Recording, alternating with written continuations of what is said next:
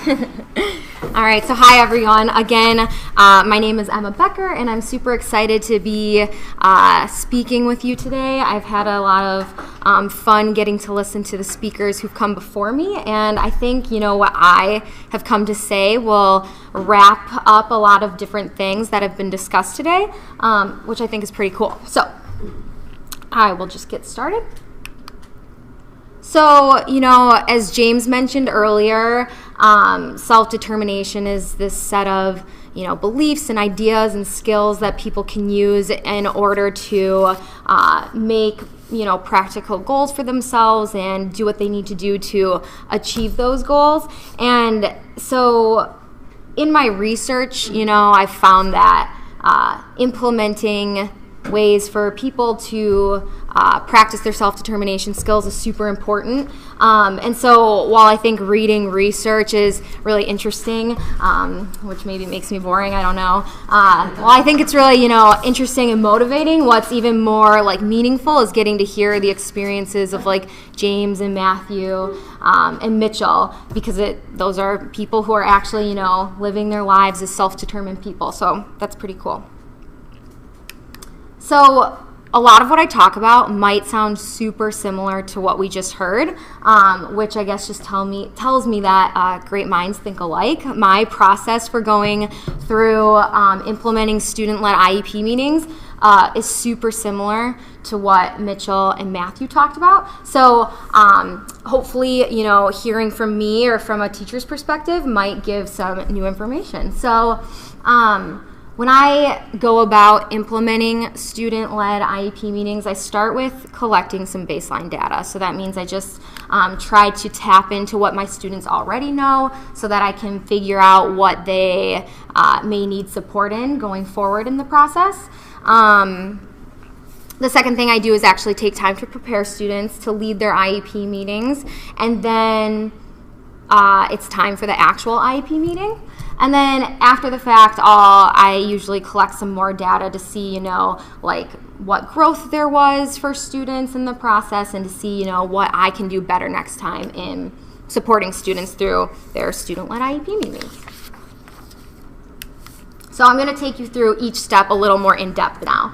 So for my first step, I gather some baseline data, and so I just have some images of up here of a pre-survey that I give to students, and it might be hard to see, but I'll go through it a little bit. So there's two different parts, the first being the student just survey. It has a few open-ended questions about asking students, to identify which disability that they're served under, to talk about what they know about the purpose of an IEP, and to see if they can, describe what accommodations and modifications are.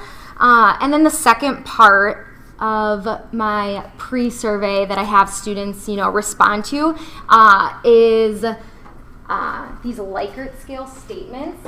And all of these statements are pertaining to, characteristics of a self-determined person. So one of the statements on the Likert scale that students respond to, an example would be, I think it is important to tell my future employer or my future college or university about my disability, my IEP, and my accommodations and modifications. And so students are supposed to respond and tell me whether they agree with that statement, if they're not really sure, or if they disagree. And so all of this information is super helpful for me as I, help to get students ready to lead their IEP meeting, because I get some more information about where their mindset is before we even get started. So I consider this a really important first step in the process.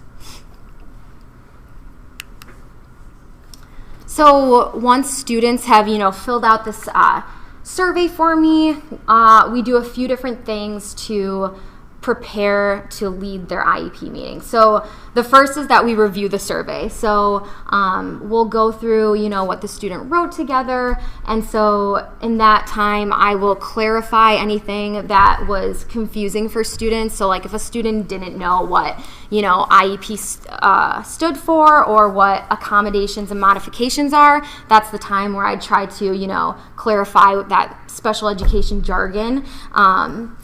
And then after after I've done some explicit teaching about what an IEP is and what a student's accommodations and modifications are, we work on creating a presentation. And it's really almost exactly the same thing as what Matthew Mitchell went through. So I have a template of a PowerPoint presentation that students are able to insert their information into, and depending just like on the student, some students do this mostly independently, whereas other students require a lot more support. I just kind of accommodate and modify on the fly when it comes to this process. So once the students have gotten all of their information together into a presentation, we take time to practice. So they will go through the presentation with me, and I'll be able to see if there are any parts of the presentation that we might need to talk further about, so that they feel like they're ready to lead the IEP meeting. Oh, and another thing I forgot to mention is I also have a template for a script that students could use if they wanted an extra tool or resource while they're leading their IEP meeting in addition to the PowerPoint. I haven't had any students use it, but I did have one student make his own script, which I thought was really awesome because it just showed me that he was taking an extra step to take ownership over his IEP meeting and over his education, which was good to see. So now I'm going to go into what the IEP meetings would look like. And so I start every meeting pretty much the same way. And so what I do is I have this poster hanging up in the room of where we have our meeting, and I will have everyone at the meeting go around and introduce themselves and share a strength of the student that we're meeting for, and I'll just record what everybody says on the poster. And so this is an example from my most recent IEP meeting, and I do this for a few different reasons. First, I just want to get the meeting off to a positive start, and I think it's important to keep meetings student-centered and strength-driven, which I think this is an activity that helps to do that. And then I think it's also powerful to have a visual representation to refer back to that talks about what a student's strengths are. Even as we go through the meeting, we might talk about things that may need improvement or areas to work on, and it's always good to keep these things in mind as you go through the meeting. So after we go through and fill out this strengths poster is the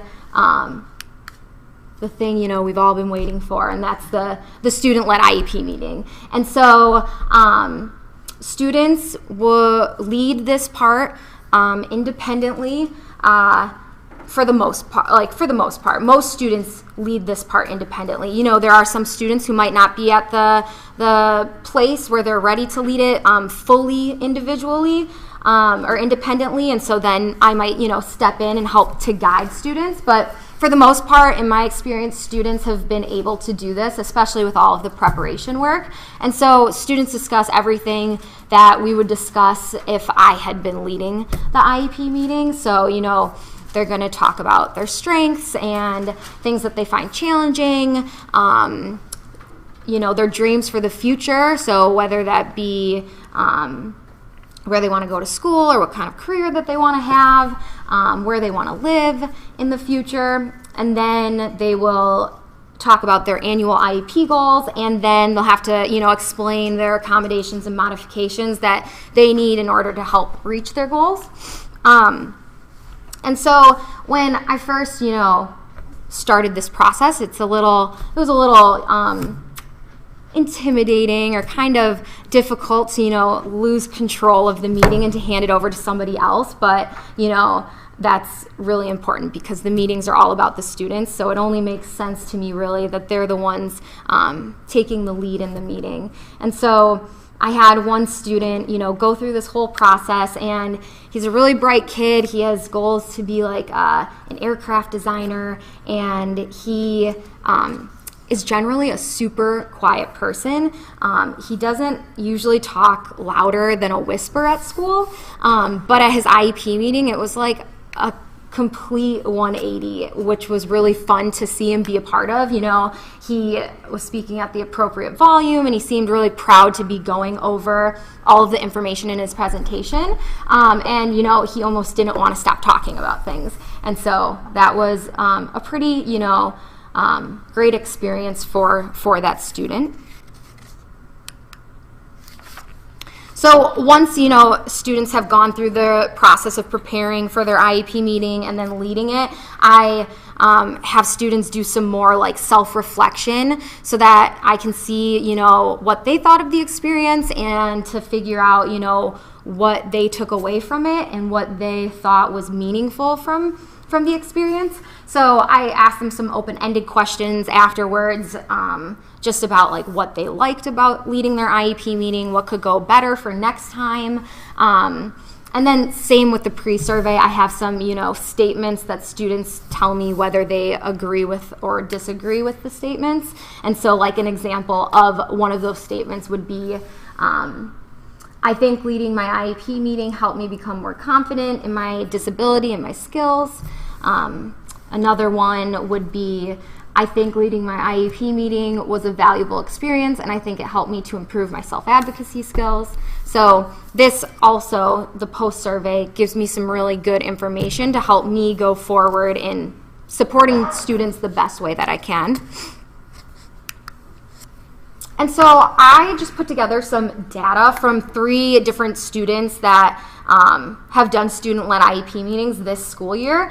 So the blue columns represent the number of questions that students got correct on the pre-survey. So these would be questions about like, what does an IEP, or what does IEP stand for? What are accommodations and modifications? Those more like objective questions. And then the red columns represent the number of questions students got correct in the post-survey when they answered those questions again. So 2 of the 3 students, improved on what they knew about their IEP and their disability and accommodations and modifications after going through the student-led IEP process, which I see as a good indicator that, it was a valuable learning experience because that they took away something, even though they were, small improvements or smaller,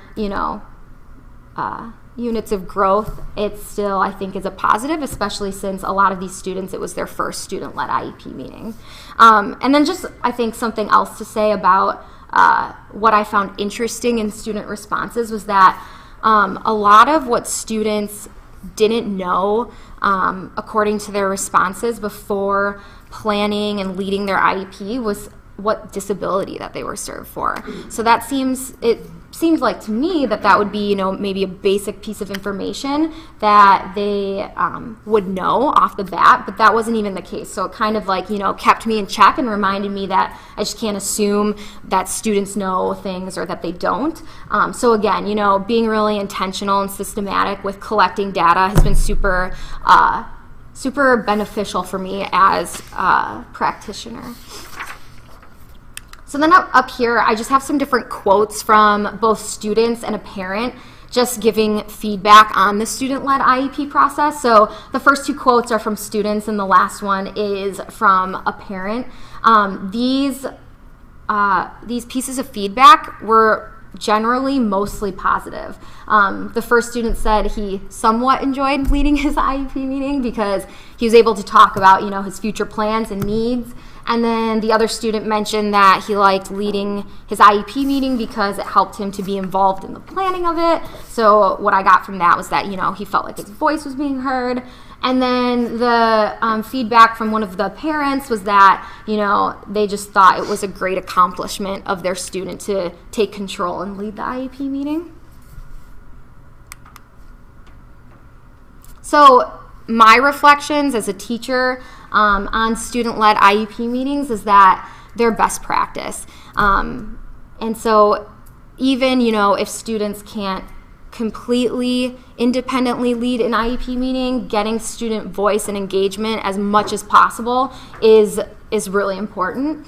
And sort of like Matthew and Mitchell said in their presentation, this takes a lot of time and effort. You know, it's a lot easier for me to just come in prepared with the information that I need to go through, and maybe that it's more efficient that way even, but it's like this is such a great opportunity for students to be building some really important skills that will come in handy for them after high school. So it's just a matter of prioritizing time and prioritizing this as something to focus on. And then just like I really saw students taking control of their education and ownership over their IEP meetings, which is really what it's all about. So with the last, you know, like 15 minutes after this session for when you have time to discuss, you know, here and at the satellite locations, I just put some different things to maybe think about or discuss. One being, if you're an educator or if you work within a school, K-12 school capacity, how can you incorporate student-led IEP meetings or just at least aspects of student-led IEP meetings at your schools? And then just more generally, what are some strategies that you have used to support people with disabilities in practicing self-determination and self-advocacy, you know, in school, at home, in the community, and not even just high school age students, but also younger students as well. And so that's all I have. I appreciate you listening, and thank you. Thank you, Emma. Yeah, of course. Don't go too far.